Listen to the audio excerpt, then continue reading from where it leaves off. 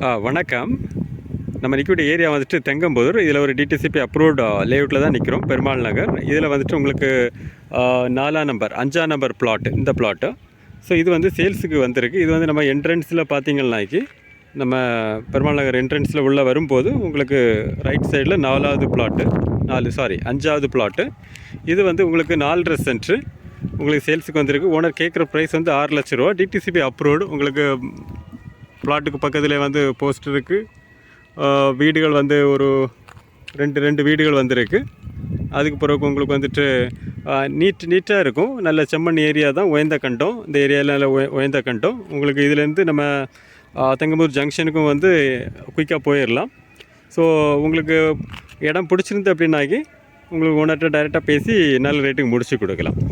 Okay, thanks for வாட்சிங்.